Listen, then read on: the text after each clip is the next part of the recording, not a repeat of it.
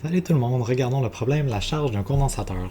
Donc on nous donne la capacité d'un condensateur, la résistance, on nous donne aussi, on dit que pendant le processus de charge, il y a un certain moment, un certain temps t, où est-ce que la charge du condensateur va être de 8 millicoulombs, puis le courant qui va circuler dans le circuit de 3 milliampères. On voudrait savoir c'était quoi la charge initiale du condensateur.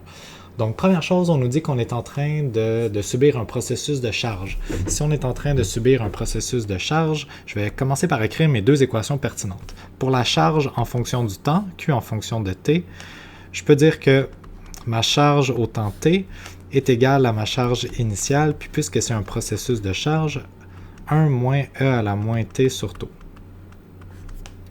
Ensuite, je peux dire que puisqu'on est dans un processus de charge, le I en fonction du temps, le I à un certain temps t, ça va être le courant électrique initial E à la moins t sur tau. C'est toujours cette formule-là à utiliser dans le cas du courant électrique, peu importe si c'est la charge ou la décharge.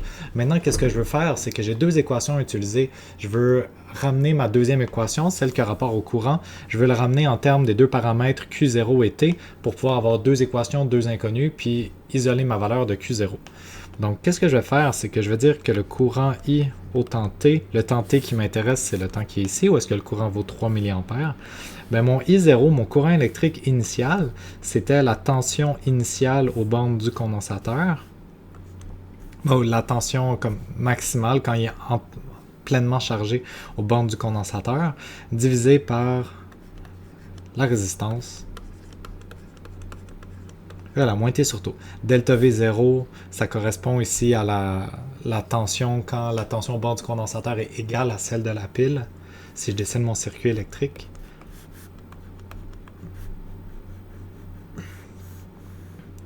mon circuit électrique va avoir l'air de ça.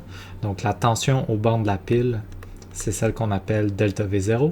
La tension au bord du condensateur va augmenter jusqu'à asymptotiquement atteindre delta V0, c'est mon condensateur. Puis ici, j'ai ma résistance.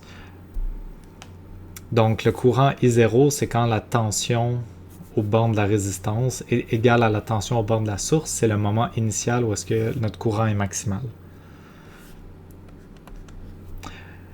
La tension delta V0, dans le fond, quand mon condensateur va être chargé au maximum, quand mon condensateur va avoir une tension de delta V0, une tension égale à celle de la source, ben, je vais pouvoir établir la relation que la tension au bord du condensateur, c'est toujours égal à sa charge. Q0, ça va être sa charge maximale, divisé par la capacité du condensateur. Je vais utiliser cette équation-là pour remplacer delta V0 dans mon équation.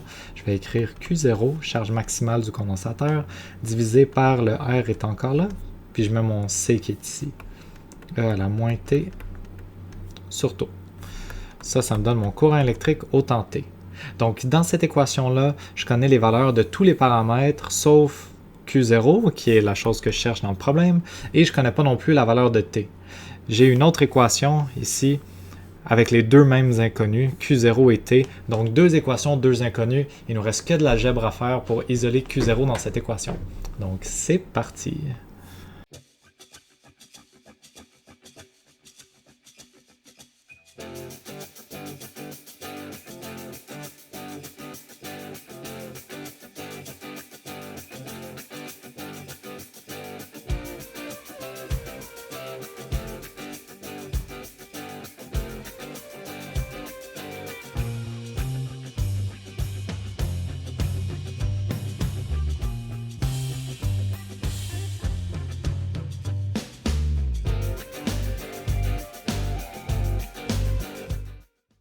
Et voilà, en remplaçant nos données dans la formule obtenue, on obtient la charge maximale que le condensateur peut atteindre. On s'attend à ce que cette charge-là soit plus élevée que la charge initiale, que le Q0. Ben, pas que la charge initiale, pardon, que la charge au moment T qui nous intéressait.